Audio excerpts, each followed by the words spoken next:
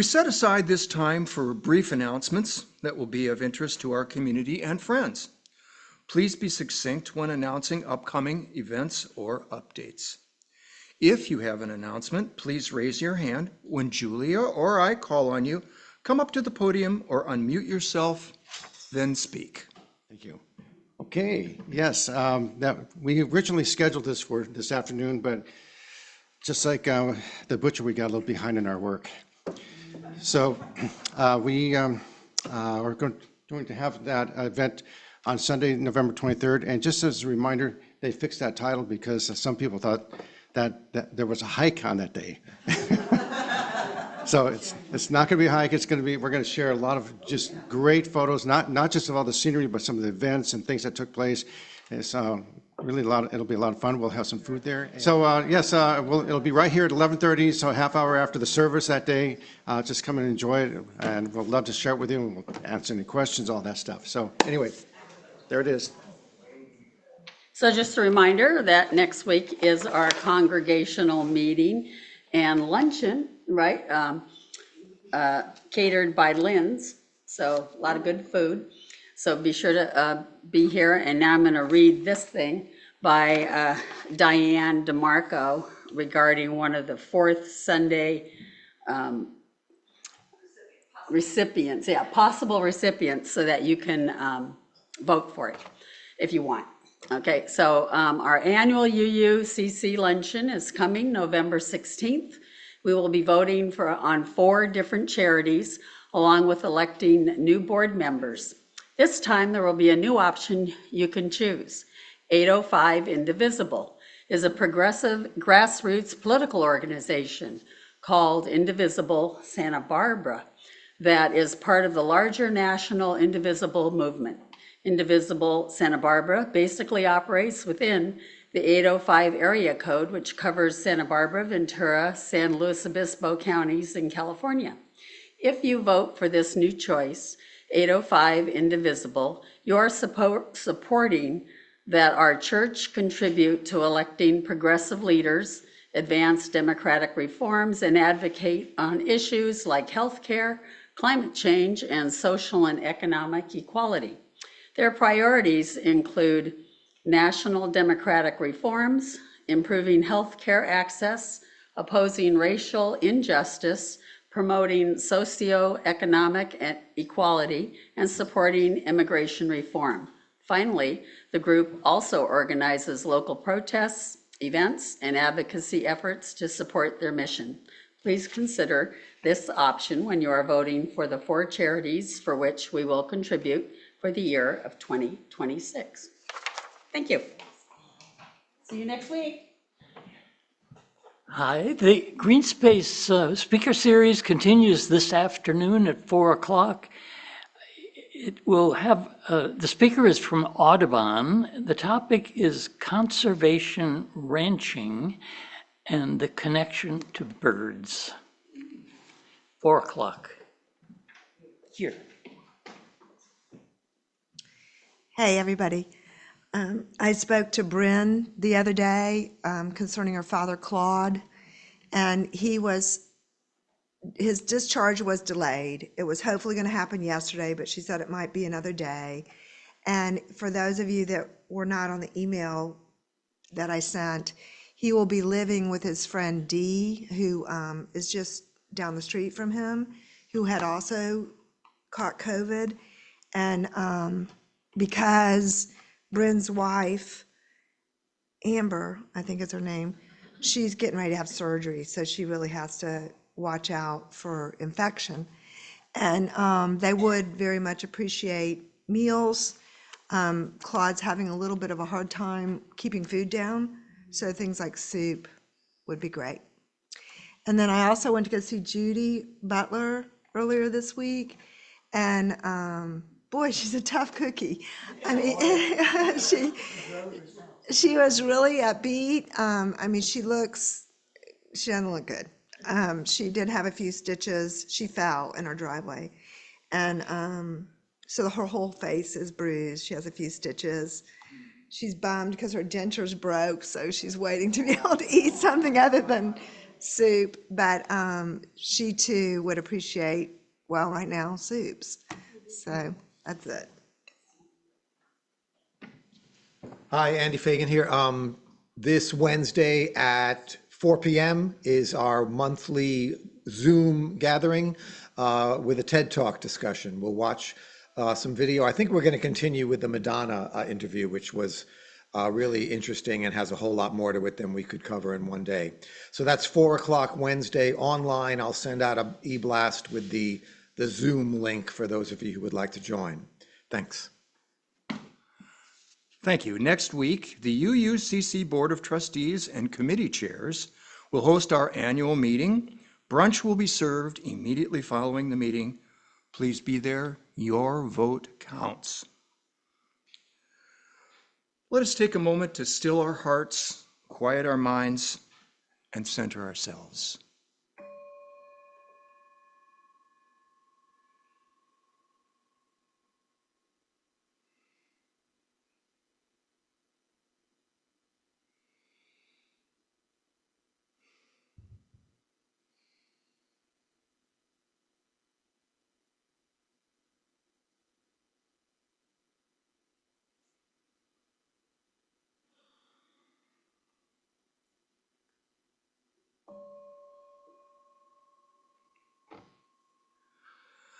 I often reference the wisdom of the East when considering opening words, and with today's All Roads theme, I came across these words from Lao Tzu. If you do not change direction, you might end up where you are heading.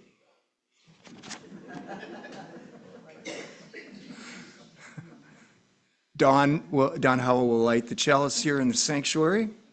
Those of you at home are invited to light your own chalice now. Okay, this should be it.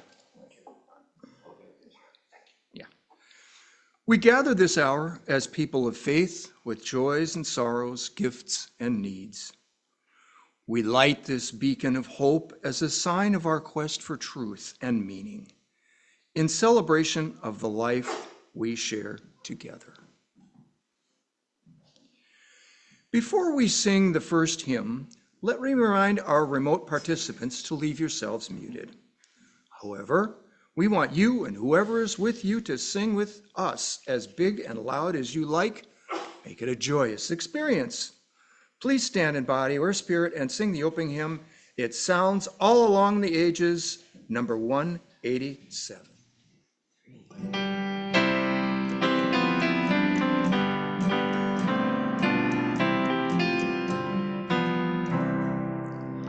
It sounds along the ages, soul answering to soul. It kindles on the pages of every Bible scroll. The psalmist heard and sang it, from martyred lips it broke, and prophets' tongues outrang it, till sleeping nations woke. From Sinai's cliffs it echoed, it breathed from Buddha's tree. It charmed in Athens' market, it hallowed Galilee. The hammer stroke of Luther, the pilgrim's seaside prayer, the oracles of Concord, one holy word declare. It calls and lo, new justice, it speaks and lo, new truth. In ever nobler stature and unexhausted youth, forever on resounding and knowing out of time. Our laws but catch the music of it.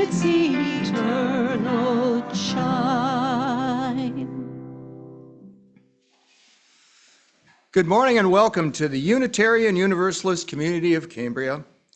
We're glad you've joined us today. Our UUCC sanctuary sits on land that the Salinan and Chumash indigenous peoples historically inhabited.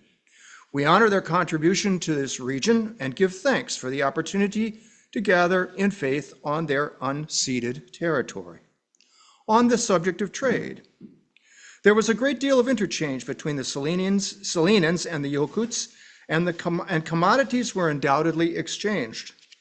Journeys were made frequently by each group to the territory of the other, and a friendly understanding evidently existed. The manufactured shell heads of the Salinan, which could not be obtained by the Yokats other than by trade, and other unknown products were bartered.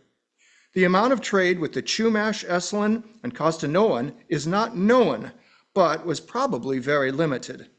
From all that has been reported and recorded, there was strict boundary lines between the Salinan, Chumash, and Costanoan.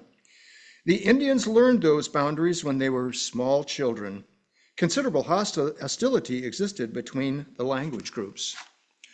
Let us respect their legacy and protect their history as we occupy this sacred space.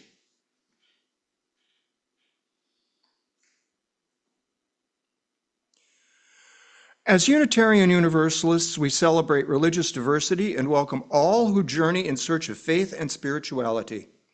The UUCC is a lay-led congregation run by the democratic process.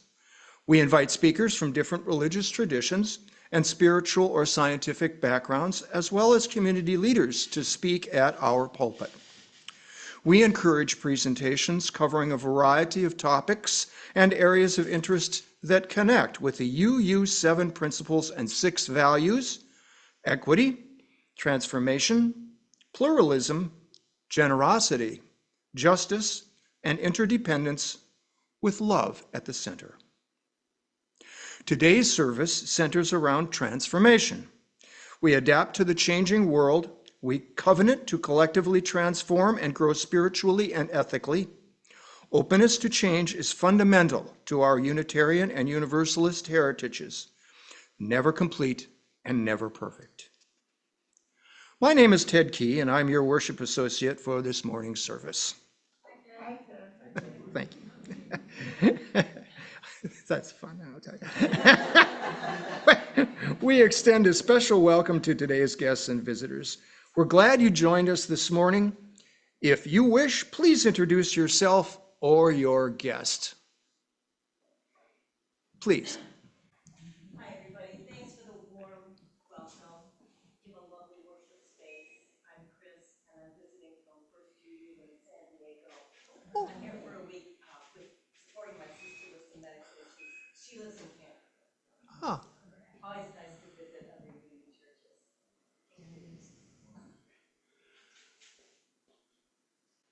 okay. Well, welcome. Thank you very much.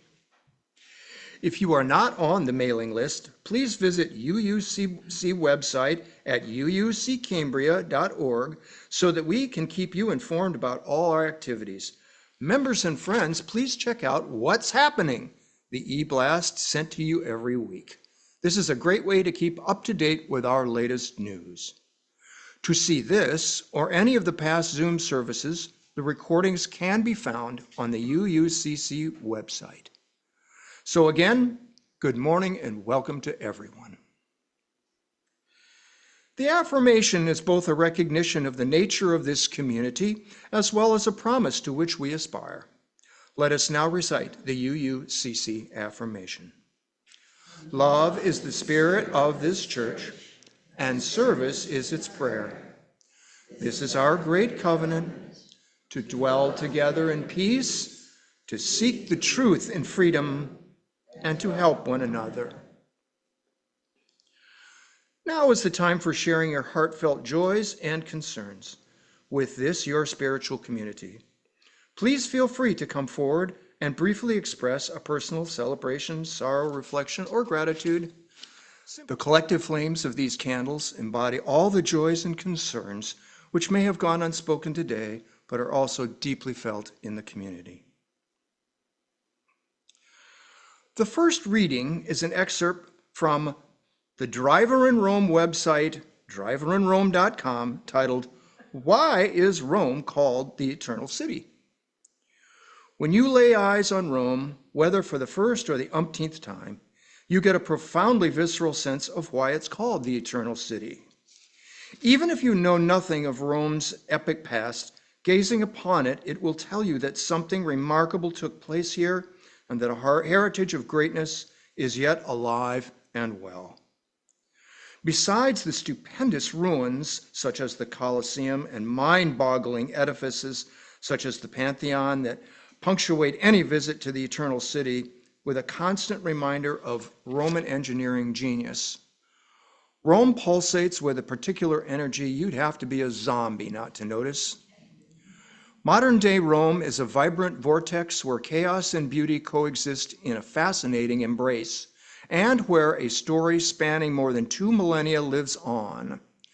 The term the Eternal City was coined by Roman poet Tibullus, who called Rome Urbs Aeterna in his second book of Elegies at no insignificant moment in Rome's past. Tibullus lived at the time of Julius Caesar, the watershed period just over 2,000 years ago, when Rome was in a state of great unrest and shifting from republican to imperial rule, an event that would change the course of world history. In giving Rome the moniker Urbs Aeterna, the poet captured the proud sentiments of the Roman population, the belief that no matter what powers came and went, no matter what empires rose and fell, Rome would carry on in perpetuity. Please remain seated while we sing Spirit of Life, number 123, which will lead us directly into the meditation.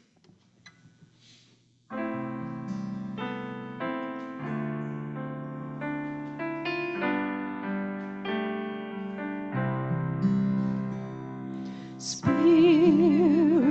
of life, come unto me. Sing in my heart all the stirrings of compassion. Blow in the wind, rise in the sea, move in the hand, giving life the shape of justice. Roots hold me close, wings set me free. Spirit of life, come to me, come to me.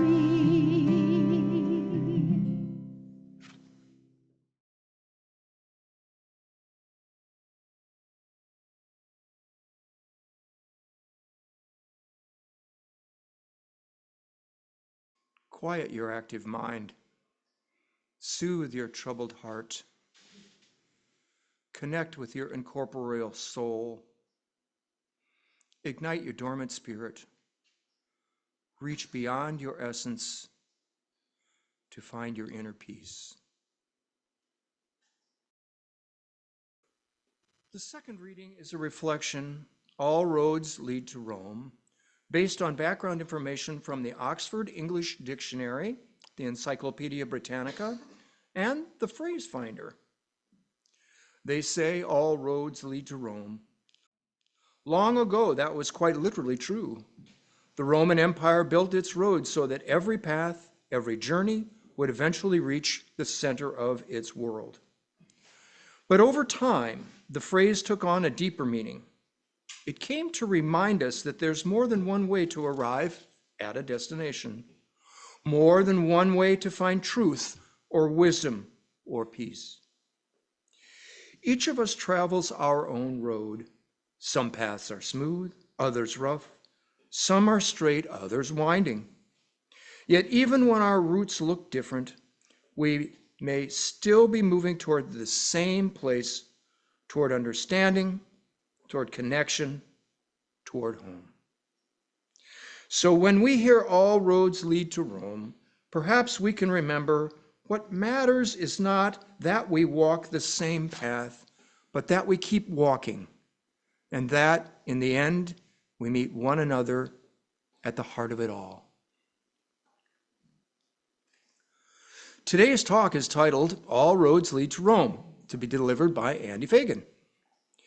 Andy has been a member of this congregation since 2010. He loves sharing his spiritual journey with everyone who comes through these doors in person and online. Andy and his wife, Mimi, are devout travelers discovering and learning about life wherever they go. Andy?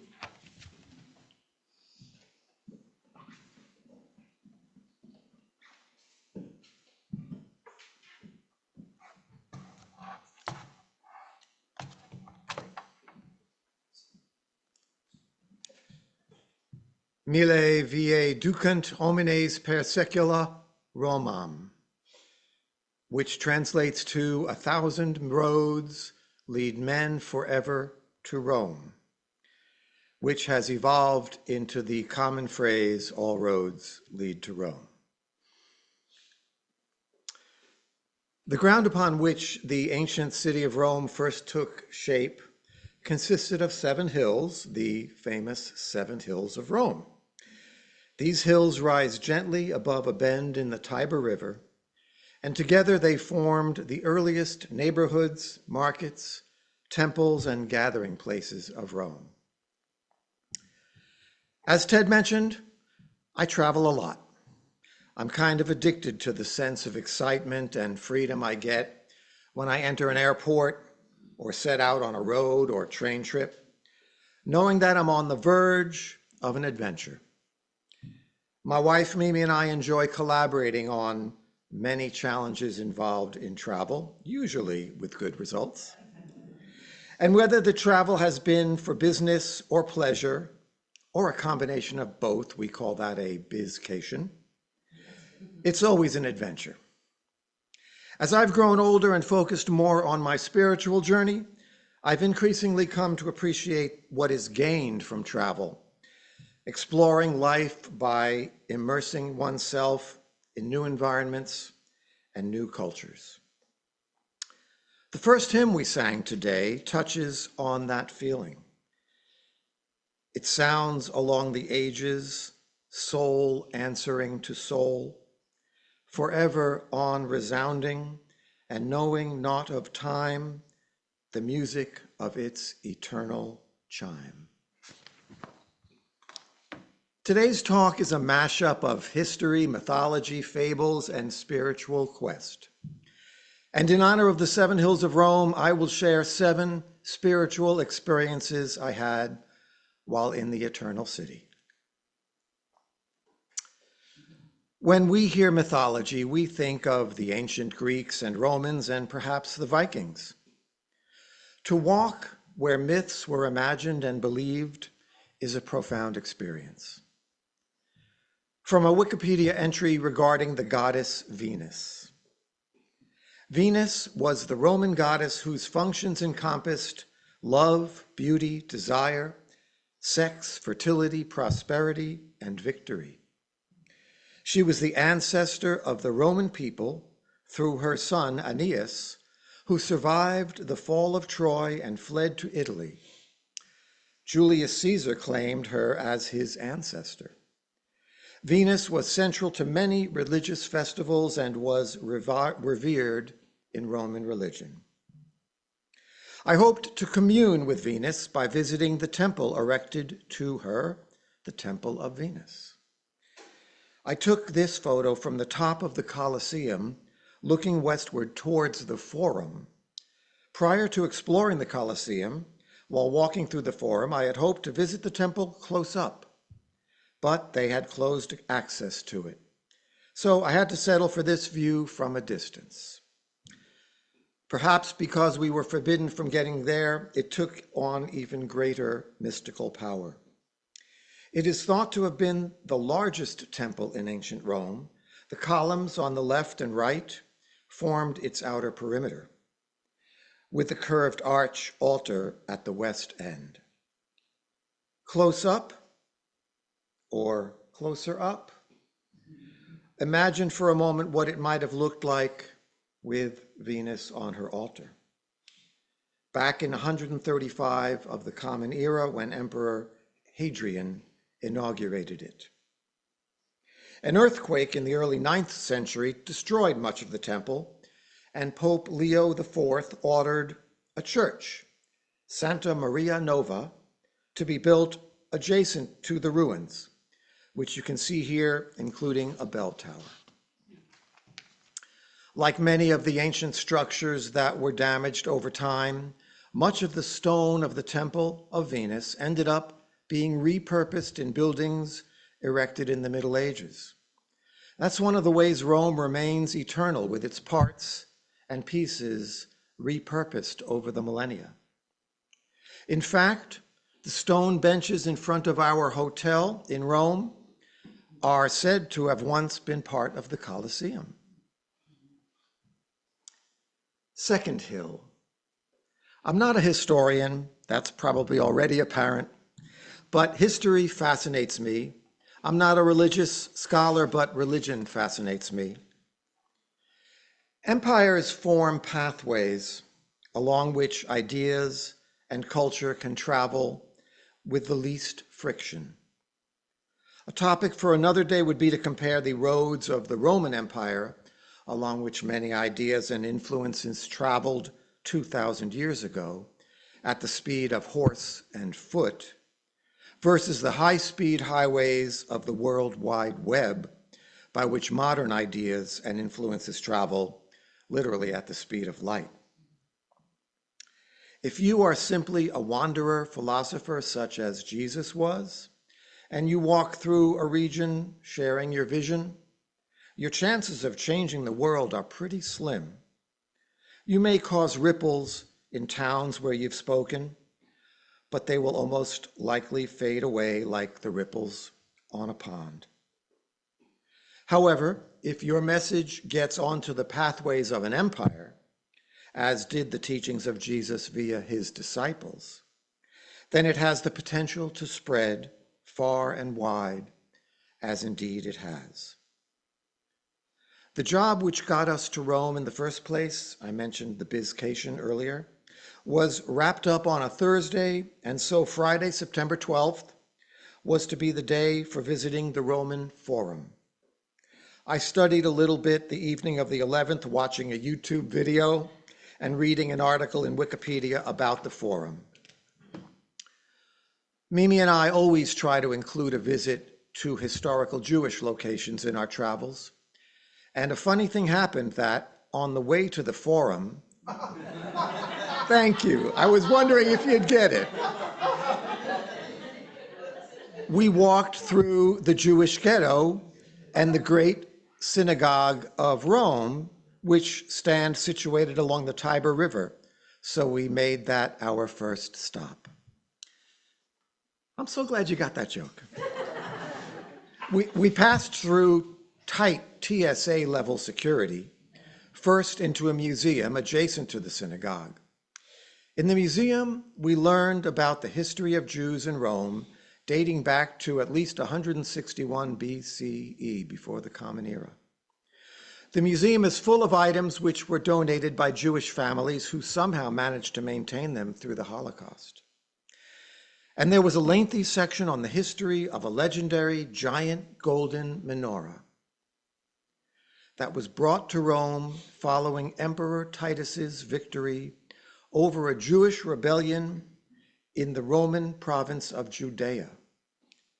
Titus's army destroyed the Second Temple in Jerusalem, depicted here in an artist's rendering, collected treasures including the golden menorah, which was carried back to Rome and displayed in the Temple of Peace, along with other treasures from the conquest.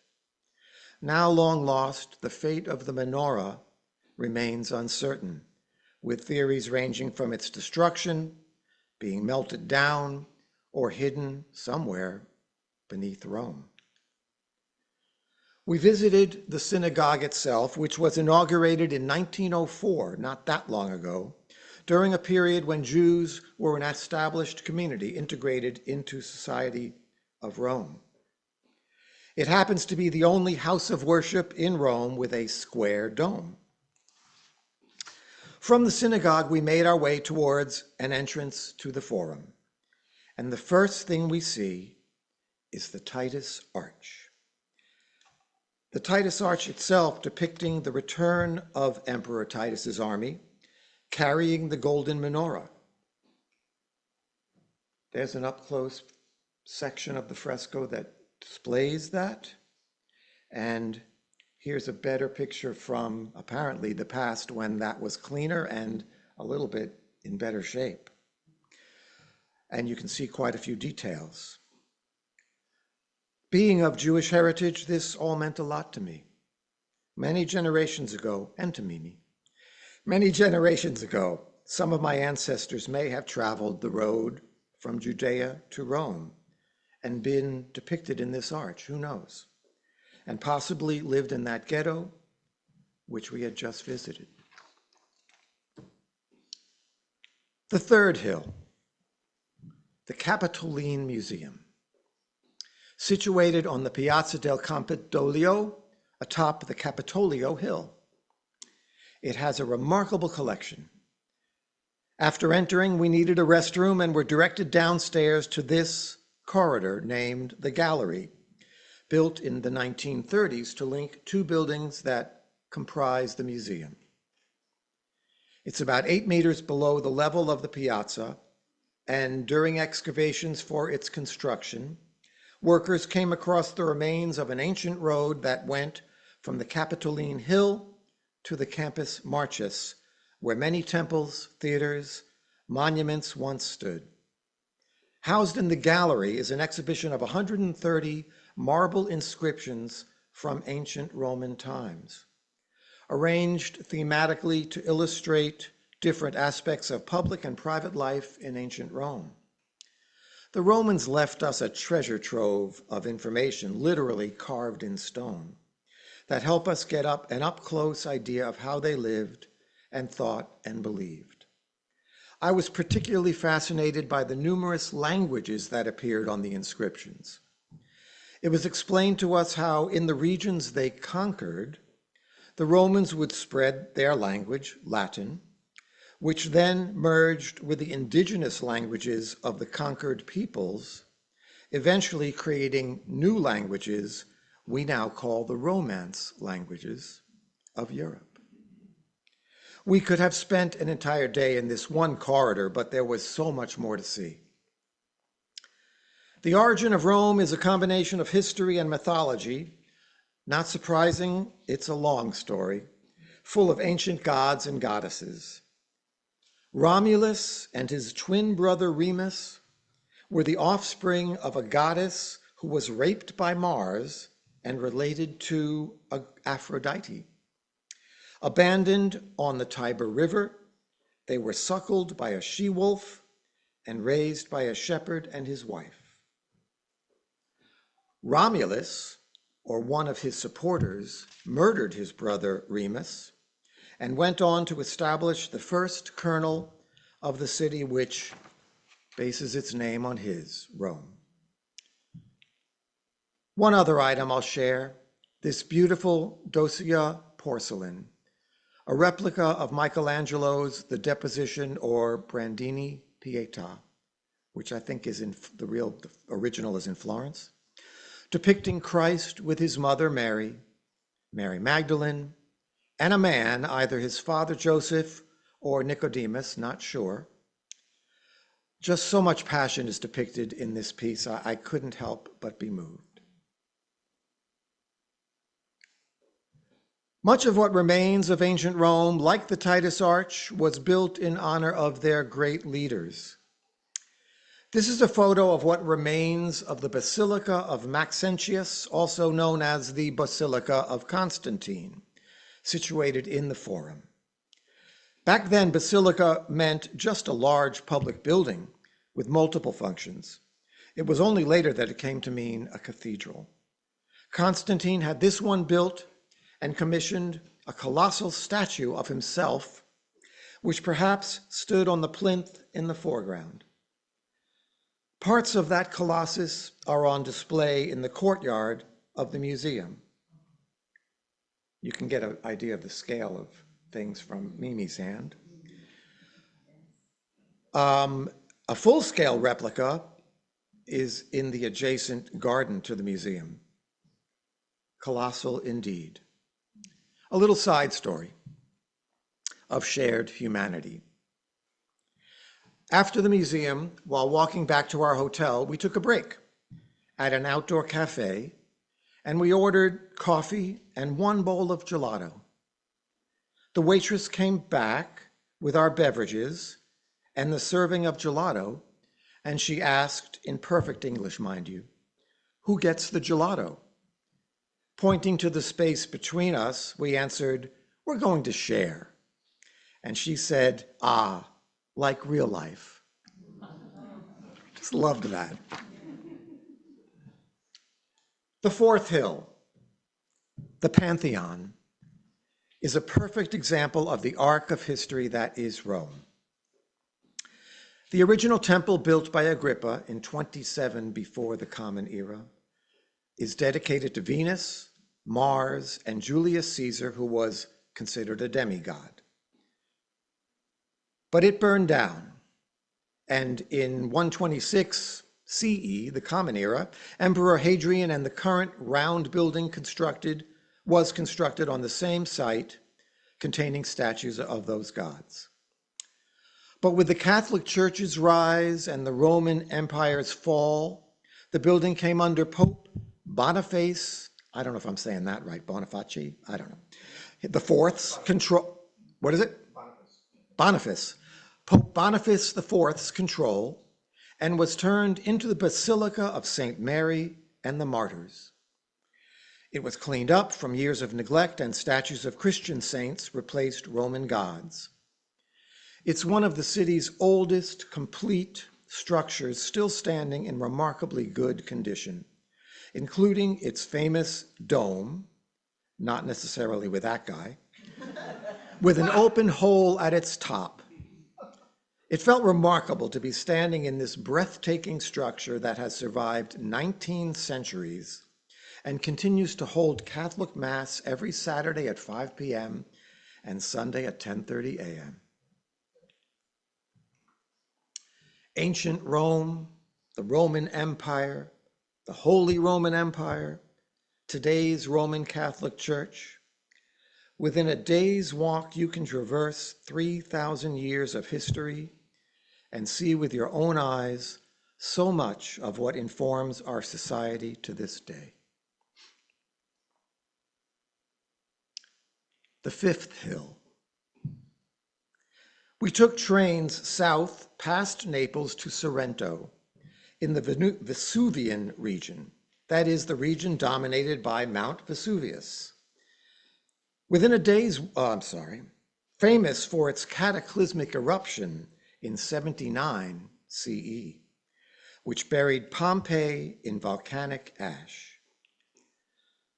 Still an active volcano, it was once much taller and a lot more deadly.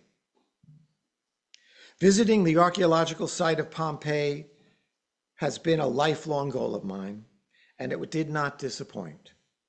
With the help of our guide, Lalo, and a good workout of our imaginations, the life of a once bustling San Luis Obispo-sized city came into focus.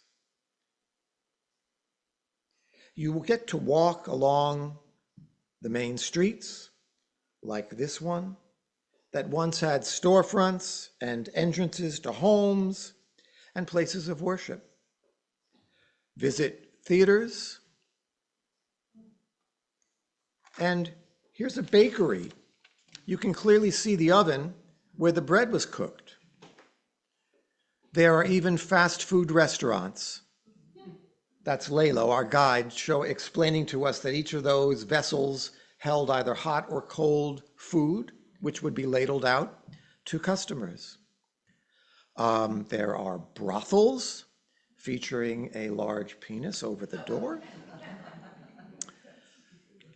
Some Pompeians lived in elegant mansions, while servants most often lived in sad cubicles like this one.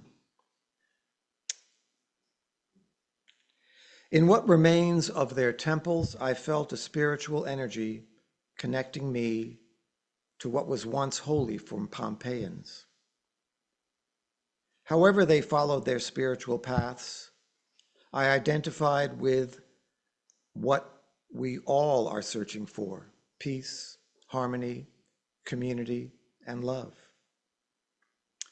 But you can't visit Pompeii without also being reminded of its catastrophic demise.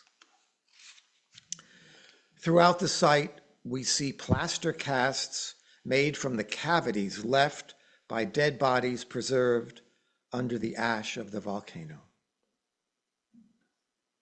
Pompeii is a roller coaster of emotions as you immerse yourself in this remarkable frozen moment in time. Just south of Pompeii on the Amalfi Coast, there are 3 islands known as the Cyrenaica, where the mythological sirens lived and made a habit of tempting sailors who would end up crashing on the island's shores. Ulysses famously had himself tied to the mast of his ship in order to resist their temptation, as told in Homer's Odyssey. The 6th hill, Herculaneum. We also visited Herculaneum, where the ancient ways of life are even better preserved. The morning of the day we were to go there, while having our breakfast in our hotel, Annalise, the delightful waitress we had come to know, asked what we were up to that day, and we told her we're going to Herculaneum. She said, "Oh, that is very beautiful. You will see so much more than at Pompeii, but it is very sad. So many people perished." And she teared up, thinking of her ancestors suffering their awful fate. It was a very real visceral pain for her. Kind of reminded me of how I feel when we talk about 9/11. Compared to Pompeii, but less well-known, Herculaneum, modern-day Ercolano, was buried in mud rather than ash. You see, mud is less corrosive than ash, so more of the structures of Herculaneum were actually preserved, although less has been uncovered in the archaeological digs to date. Here's a middle-class home with stairs going up to the 2nd floor where there were bedrooms located. Here's a private altar that was in another home. Remarkable tile work in the public baths. But you learn that possibly a lot of those tiny little tiles were broken from much larger ones that used to be on the sides of buildings. Again, repurposed. And another interior with a presumably restored roof. Before Vesuvius erupted, Herculaneum was at the edge of the Tyrrhenian Sea, and that arrow points to what was once the southwest edge of the town, right at the water, where there were boathouses. My photo here was taken standing on the current level of the city, looking down at what were the boathouses, essentially at sea level. As the volcano's devastation worsened, people fled towards the water, hoping to escape. But the poisonous gases that were filling the atmosphere killed them before they could make it, and their remains piled up and were then covered in that volcanic mud. Each of those arched chambers below are filled with skeletons of people captured in a moment of ultimate horror. An archaeological treasure trove, but a tragic scene. Here's one photo of what remains of those terrified souls.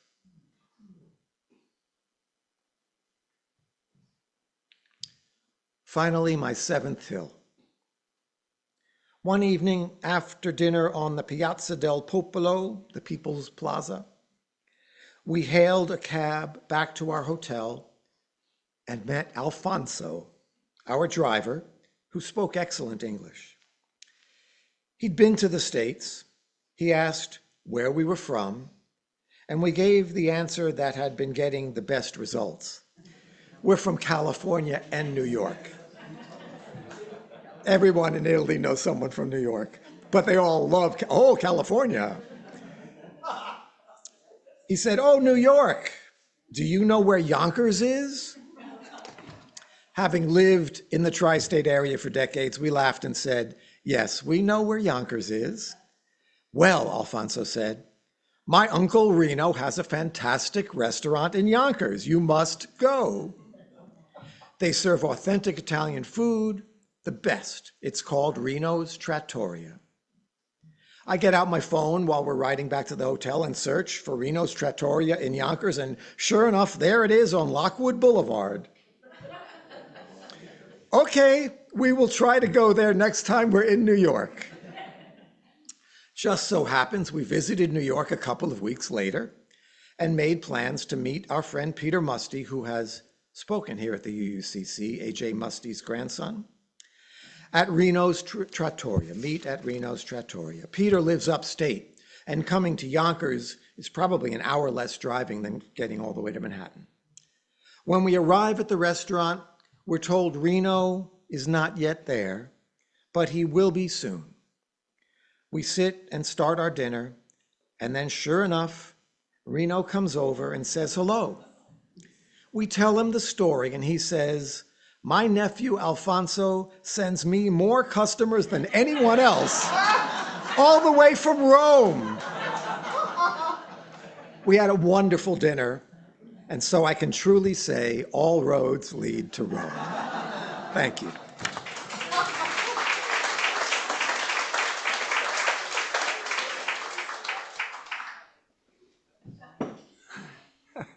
Thank you, Andy. You reminded me of all the numinous experiences I had standing before these incredible sculptures when I was in Italy, so thank you.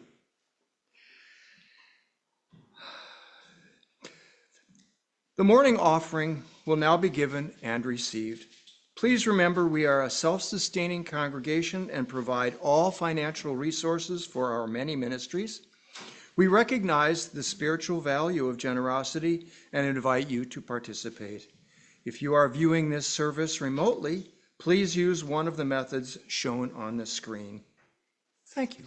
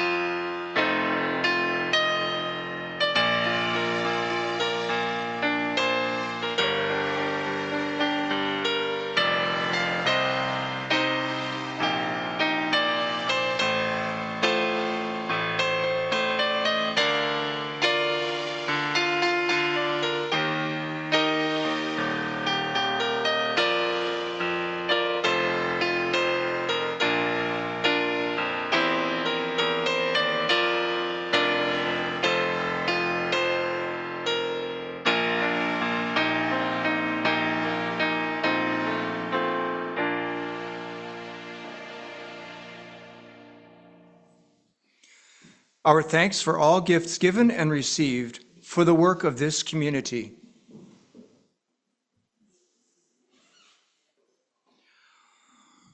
Please stand in body or spirit and sing the closing hymn, When We Sing Together by Leah Davis.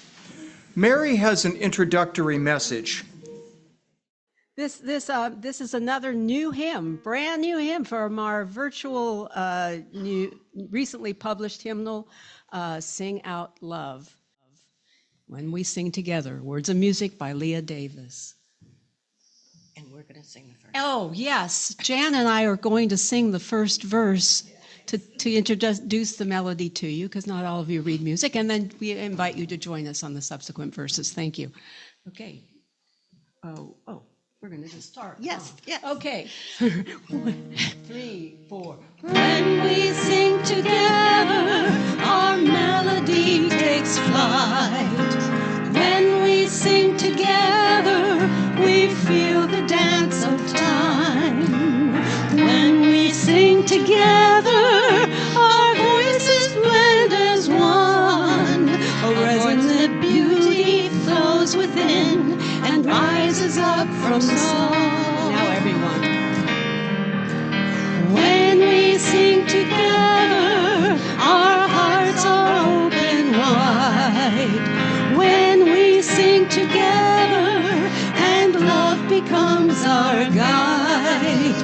When we sing together, we know a sacred bond. A holy expression speaks within and rises up from song. When we sing together, we weave our memories. When we sing together, we honor legacies. When we sing together, all people since the dawn, our human connection shines within and rises up from song. When we sing together, our vision burning bright. When we sing together, courageous in our fight. When we sing together, affirming all belong. The promise of justice calls within and rises up. It rises up from song.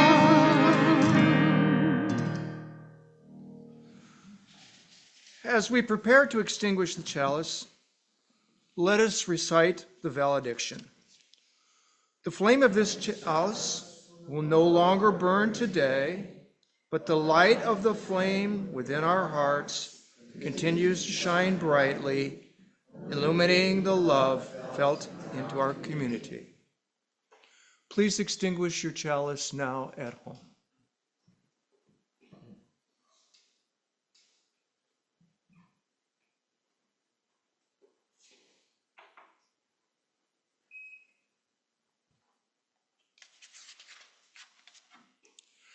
Now let us form a circle and join hands. Andy? Okay. Each of us travels our own road. Some paths are smooth, others rough. Some are straight, others winding. Yet even when our routes look different, we may still be moving toward the same place, toward understanding, toward connection, toward home. So when we hear all roads lead to Rome, perhaps we can remember what matters is not that we walk the same path, but that we keep walking, and that in the end, we meet one another at the heart of it all. Bellissimo.